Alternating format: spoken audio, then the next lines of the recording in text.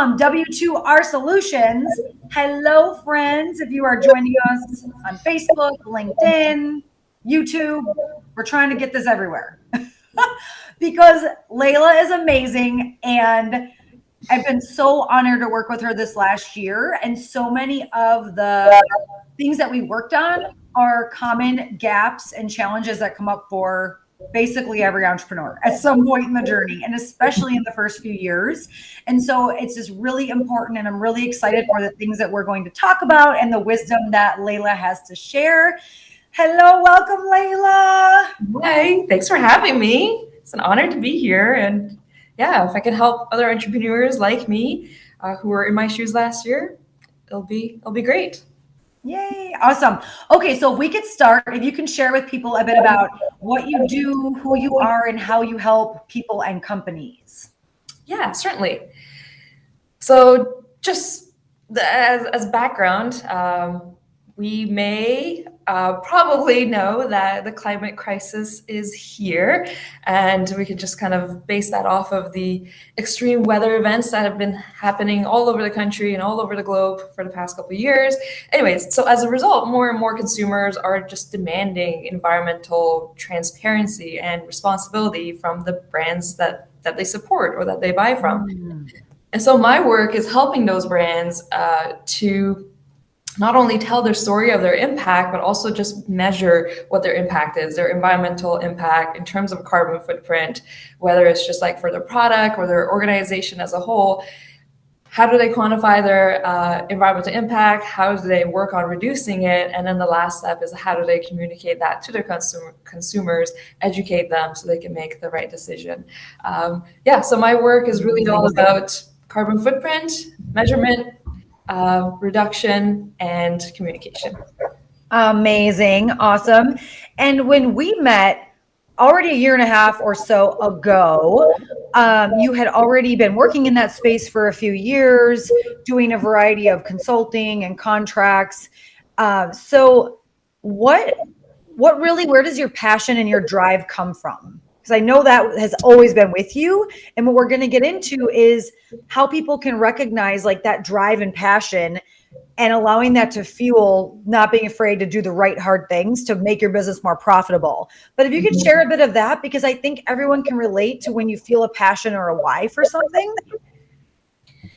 Yeah, it's always been something that's been top of mind for me. Just how do we care for our environment? How do we care for the living organisms that we share this planet with? And also like future generations. And I'm in the boat of wanting to start a family within the next couple of years. And I have a couple of little nephews too.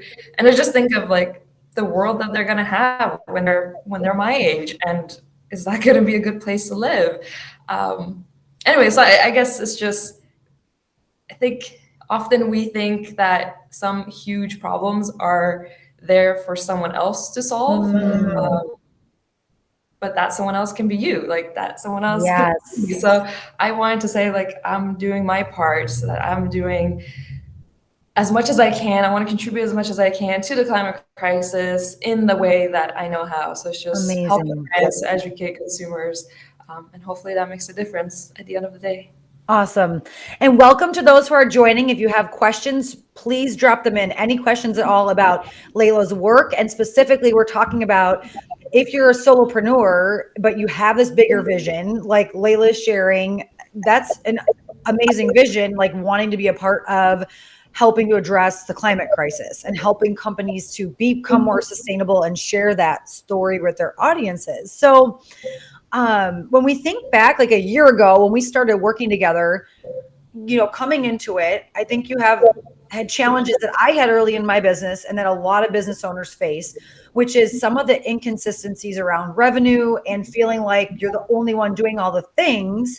So if we can kind of go back to that place, and if we think about like, where you were a year ago, what do you remember were like some of the biggest challenges of and we're going to juxtapose this of solopreneur mindset versus CEO mindset, because what I want to help educate people on is how to start shifting that mindset, like even before you maybe have a team or have all the revenue that you want.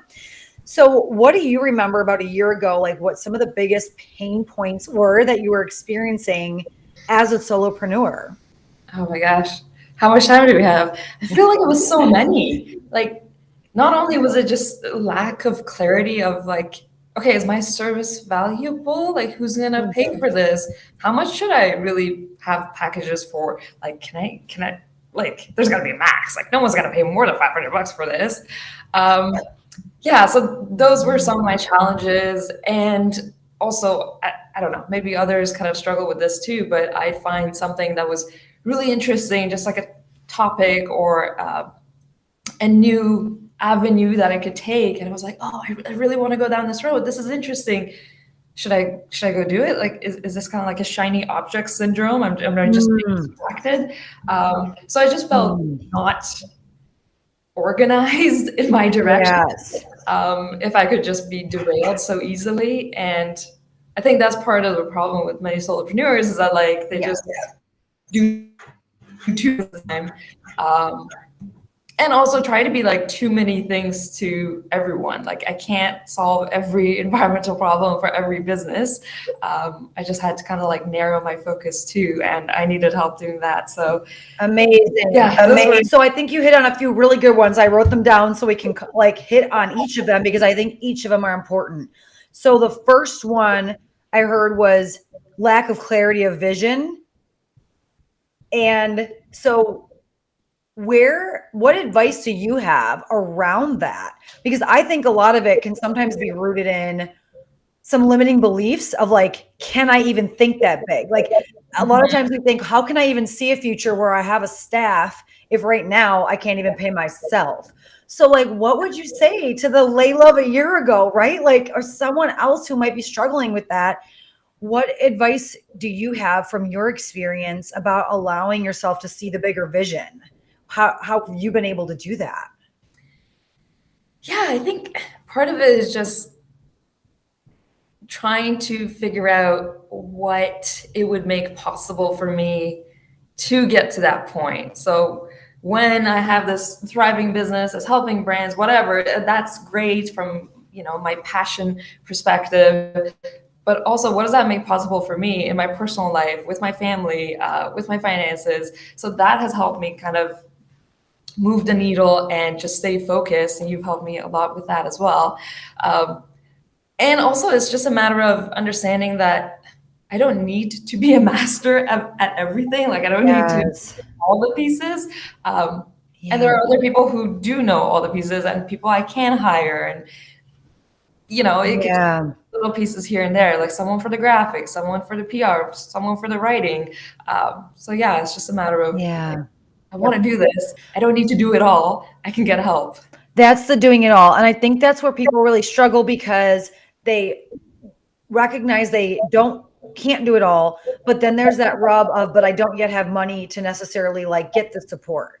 I know in my journey, there were things that I chose to invest in, even if I wasn't paying myself as much as I wanted, because what I could see is if I pay this other person to do the thing that they're expert at, then it frees my time to go do this other thing that's in my zone of genius. Like if I'm paying for bookkeeping or I'm getting marketing support, I'm out here selling, right? So if I could spend 4 hours a month doing that bookkeeping, or I go over here and spend 4 hours and I could secure a $10,000 or $20,000 client.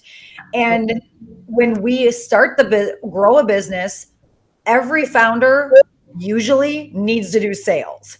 So that's the next thing that I heard you mention. That's a huge block for so many people is, can I charge more? Right? Like revenue is so necessary, especially, when we look at, if we want to get out of that cycle of, and there's nothing wrong with staying as a solopreneur, right? But if we want to grow revenue and maybe outsource some things and build team, we have to learn like how to really package and position what we offer to get the max price for really what it's worth, right? There's one model, which is, hey, I work hourly and I get paid this much per hour. And then there's another model where it can be focused on like, here's a package to help a client get to where the outcome is that they want to go to. And then you can focus on, delivering that suite of services. Sometimes you'll spend less time, sometimes you'll spend more, but it's easier to kind of plan for growth in your business. Yeah. So if you could share a bit about what we did to help you make a shift in terms of starting to charge more, what do you remember about that helped you take those steps to start, packaging things for more equitable to the value of what the work is? Yeah, I think the biggest shift for me was just focusing more on the value that my services bring to a company. And I think the first example that I shared with you was, yeah, I did this one small project for a client. It was kind of just like a past like colleague or work colleague of mine, and I helped them put together a piece about their impact in this grant application, and they ended up getting the grant, the funding for it, and it was like $3 million or $2.5 million, like just quite substantial. And you were just blown away. You're like, wait, you helped them with this. Like, sure, like my piece didn't contribute 100% to them getting the grant, but it was a small piece of it. And it still helped them kind of get to that finish line. So I was like, oh, yeah, right. It was a small bit of work, but I'm sure it did make a difference because they did get the grant. So just that perspective really meant a lot for me. And also, every business is kind of different, right? And depends on how they want to use this information. So if they want to use my services to have some kind of like slide in their pitch deck to approach new customers, that new customer could be like, I don't know, $100,000, $200,000 a year. Like my work to secure that customer, ultimately, it's gonna be really valuable to them. So, yeah. It's that understanding what your service is with the impact that it has for your customer. Absolutely. So anyone, who is watching live or the replay, and if you sell, particularly anything service-based, particularly B2B, but it can really apply in a lot of different ways.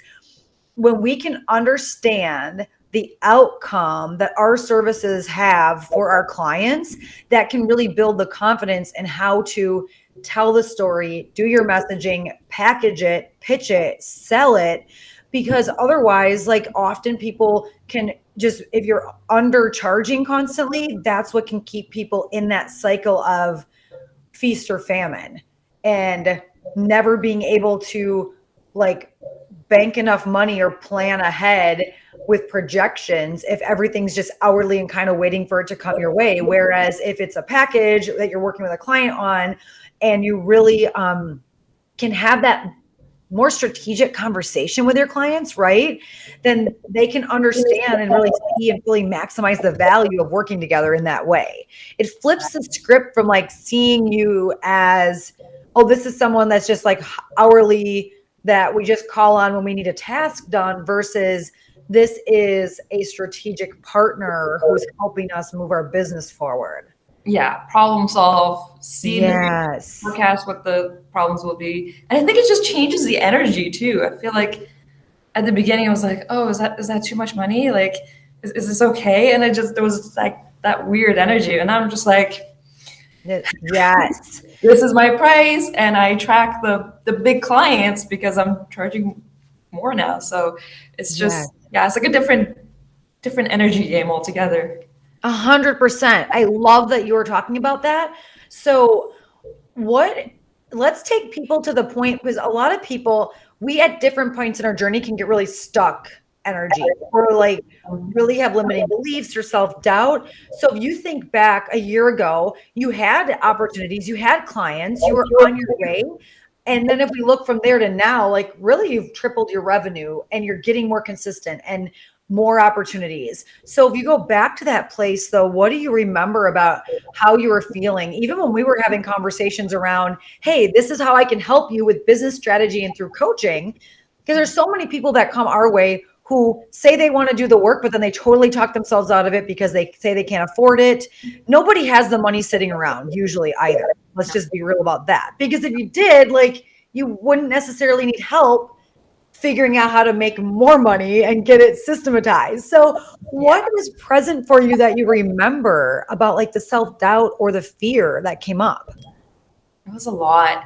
I never actually shared this with you, but the first time that we chatted and and you propose like, this is how I can help you, and this is the investment. Like I had a full-on panic attack. I was just crying in the bathroom and like, I can't afford it, but I really want it.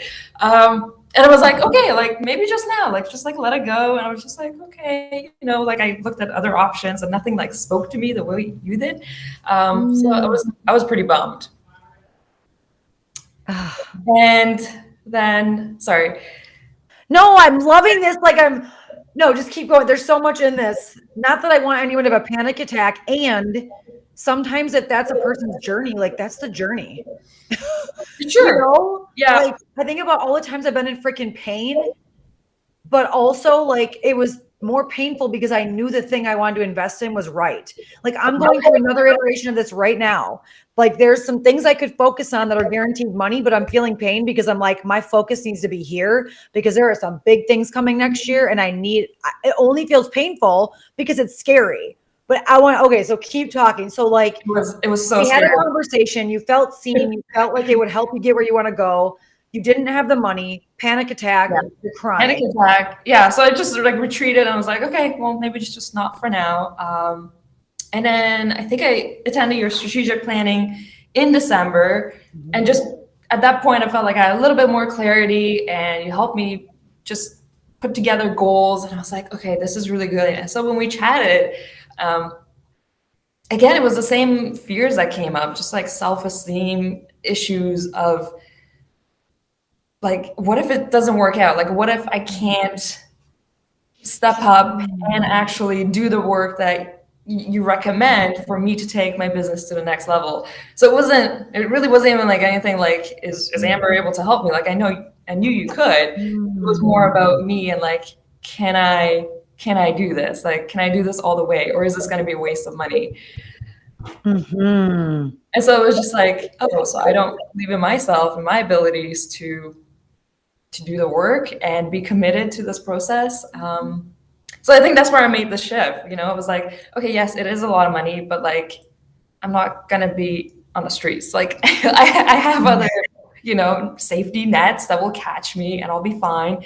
And I think like, you know, just think about it long term, like I'm going to have an awesome foundation. I'm going to have a system in place. I'm going to have goals. I'm going to be more clear on my vision, etc. Like these are all going to move me forward. So it's just like a bet on myself. Like, okay, I do believe in myself and I do want to bet on myself and I do believe in this business. And like, yeah, I could figure this out myself, but it could take like 10 times longer, or I just pay someone else to help me and get there faster. So amazing. What I'm hearing is that sort of question of like, can I do this? And so then it sounds like there was a moment where you decided to just trust that it sounds like you just had to stop overthinking that question and just trust. And the other flip side of it that I love is, what if this does work out? Right? Because a lot of times people ask themselves, well, what if this doesn't work out? And then I say, okay, and what if it does? And I get that sometimes that can be then scary for people. And then they start thinking like so many steps ahead. Well, how will I handle all those incoming leads? And how will I da da da da? And then I, encourage people and say, one step at a time, because that's an amazing problem to have then, but you're going to have more revenue that'll give you options to then deal with that new challenge. Right. So do you think there was like a moment where you just said like, I trust this and I'm quieting down the self-doubt. Like my trust is bigger than my self-doubt. So I'm saying yes. And I'm just not allowed to turn back. Like, what did that look like? Yeah, it was a number of things. So one thing that I had going for last year was like, I try to have like a word of the year, like something I live by, kind of like a theme of the year. And my word for 2021 was believe. So it was like, okay, I believe in myself. I believe in Amber. I believe in this process. And I believe that it's going to work out for me. And then the other thing was, I've just heard so many people who've like just gone to be very successful. Like I've read Jen Sincero's of How to Be a Badass, or yes, whatever it's called. And in it, she was just talking about like, do the thing that like really, really scares the crap out of you. Like just do it, because how do you get to where you've never been before by doing the same thing you've always done? Like you're just not going to get there. So it was just like, if I wanted to get to a new place, I need to do something radically different. And this was I it. love it. Every time I have what you just said, if you want a different result, you have to do a new thing. Every time I've stepped into something new and scary or went through it for a new connection or put my money down on something. So there's something energetic there that happens as well. When you say to the universe that you are investing in you and your business and you believed, like you already set in motion that up level. Yeah. Right. And then I think it was within our first few weeks of working together that you increased a pitch. I think like we had a conversation and I was like, okay, so take it from this price to this price. It might've been double. You felt some fear, but you decided to believe, you did it and you got that money. And I have seen this time and time again that it has to do with when we put an investment down in ourselves and we believe it and we go for it, it like automatically up levels because you're giving the cues of abundance to the universe that it's just energy. The investment we're making is energy that's now coming back to us. And then you kept writing and building on that, because the thing that's really important to me to educate to everyone in how we work with people is to create things that can be built upon, not like go for, oh, we're going to just push it hard for like 20 days and you're going to have a massive win that can never be duplicated, right? Yeah. We brought things into the fold, like how do you create your consistent budget tracker and like look at it every month proactively ahead of time? How do you start planning for how much space you have in your calendar for how many clients? How do we systematize the marketing in a way that can actually be followed through on? Again, some people just try to throw everything out there at once. Not sustainable. So what are some of those outcomes that now you can look back on from a year ago? Like, what are a few of the things that you have in place that have really helped you that can maybe help spark for someone else some of the next steps that they need to put in place? Yeah, I think for me, it just came down to leveraging my strengths. Like I know when it comes to getting new clients, I'm way better at like marketing in terms of like content creation, but I'm not so good at like the cold outreach. So it's like, okay, why would I invest more time in a cold outreach when I'm actually better in the content creation, which just has that ripple effect, you know, like someone engages, someone else sees it, and then it's just that referral, word of mouth leads that come in, which is actually like warm leads, and I don't have to do that sales outreach. So it's just nice to be able to just fall back on my strengths and say, okay, I can do what I really like and get awesome benefits as a result of it. So that was great. And also it's just like a matter of planning it out, like just next quarter, next year, like what do I want to do? And let's just chunk it down. Say, okay, if I do want this many leads, what's the best way of doing this? Okay, I'm really good at workshops, etc. So let me put together more workshops. Let me systematize it. And then I think it just comes down to like, just do it. Like, you know, you got to do it. Just sit down, do it. Some things are not my favorite, like writing newsletter, but it's like, okay, it's just 1 hour out of 2 weeks. I can do it. Yeah, like the right hard thing. So I love what you shared, zone of genius, and then powering it with a plan. Like that's what we call our soulful strategy, right? That soul part is why your business exists, what you're really excellent at, you know, leading with that, and then use that to inform and power your strategy. That is so huge, because I think too many of us can spend time feeling bad about the things we're not good at, or putting all the energy into trying to force a way of being. And that's the other important part in building a business, is that there are a million ways to build a business. And like what we worked on and you shared is finding the lead generation that allowed you to shine and what you're naturally good at, which is educating and connecting with people, and then systematizing around that, which has turned out pretty awesome and beautiful. How you offer workshops every few months, it provides value to people. And then the ones who are ready can take action on that and start working with you. And I love that, and want everyone to have that takeaway, that it's around finding the thing that works for you, but that you're going to do consistently, and then doing it long enough to see the payout, right? Like if we try a thing once and it doesn't work, like it doesn't mean that we can't learn from it, improve, do it again.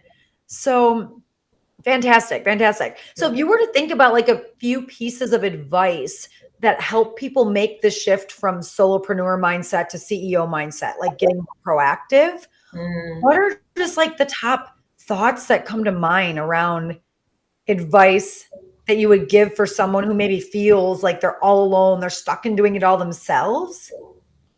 What's going to help them make that mindset transition? Like honestly, just investing in a coach was tremendous for me to put me in that Mm. role of, okay, I can make decisions and this is going to work, and just believe in um, Mm. I did not pay you to say that. By oh the yeah, way, no. whether it's me or whoever, no, I'm with you. I was the same way. Like I've always had a coach, but yeah, so investing in a coach or investing in yourself.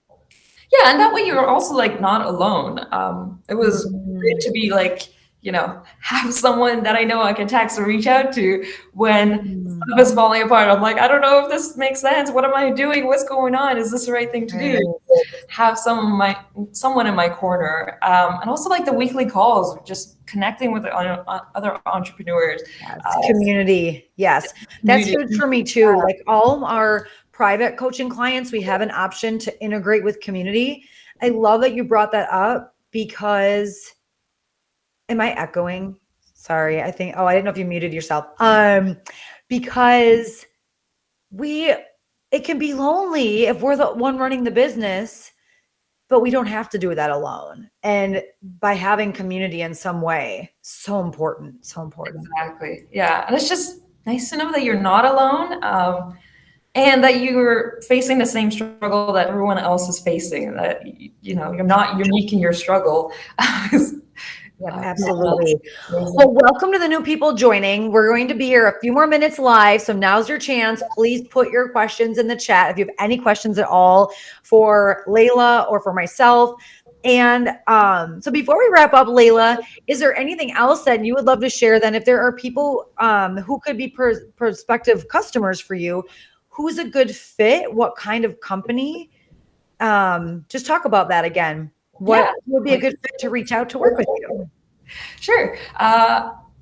Anybody who has that environmental focus would be a great fit for me, because I really lead with that value of mine of environmental responsibility. So if you're a business that I tend to lean more towards like food businesses. So if you're a food business, you have some kind of product that it's environmentally superior to what else is out there on the market, Mhm. and you want to know its impact, or you want to reduce its impact, or you want to become carbon neutral, etc., reach out to me and we can have a conversation. Or if it's just like any recycled content in your Yeah. product, a new way of creating a product compared to the status quo, can help you make that measurement quantification piece. Yes. And I know you've done a lot of work in the food space and with like recycled products. And so that's fabulous. And I put your website there. Um, and it's so exciting for the people who get to work with you because of how much you care and the quality you bring to the work. And that's, I'm honored and privileged to work with heart-centered visionaries like that, kind of bringing this full circle. That's why it matters to have and grow the revenue and gets us stability in the business, because the more that people who care are creating like more job opportunities, the better it is for the world. It's better for everyone. So is there anything else you would just want to share before we wrap up? I think that's it. I think, yeah, it's just a matter of believing yourself and trusting that the universe got your back. So whatever it is that you want to do, you can do it. Perhaps you need support along the way, and well, with the internet, the support is everywhere. So it's just a matter of Yes. out and making that connection. Yeah, finding the right person, the right community. Exactly. Yes. Yeah. Absolutely. And But and then trusting that, like I heard you say earlier, like when we connected, you felt like it was the right fit, but there was some fear and you gave yourself some space, had some conversations, looked around. I relate to that where there's times that I've known that a community or a coach or an investment was the right thing. And then like when you know, you know. And so just then yeah. do it especially if that person's going to help you figure out the path then to like grow your business, make more money, how to pay for it. But I think it's that inner knowing piece is powerful. That's the part that just I love and am passionate about for all of us, to not shut that down, because that's usually our answer. Yeah. And when you do shut it down, you just feel like crap. Like you just never feel good because you know it. You know that you're denying yourself of something that could make you reach your full potential. So amazing. Feeling. So last question. Do you have your word for 2022 yet? Have you had a chance to give that some thought? Grow. I love it. Oh my gosh, that is like epic. And hi, Jenny. Jenny's here saying, way to go to you. Last year, yours was believe. Now it's grow. You believe, because you believed, you are set up for growth. Oh, I love that. Yes. Mine is abundance. Mine this next year is abundance. Ooh, yes. That which I keep emitting will come back tenfold, like trusting that. Yes, it will. Okay, well, it has been an amazing past year working together. And I hope this conversation, in fact, I know that the people who are meant to have a takeaway from it will. And thank you so much for joining to share about your amazing success. And I cannot wait to see how much you continue to grow this next year. Thank you. It's been amazing working with you. It's truly an honor, and I wouldn't be where I am without you. So thank you. Amazing. Okay, awesome. I'm going to end our live stream for all the people out there. All right, here we go. Bye.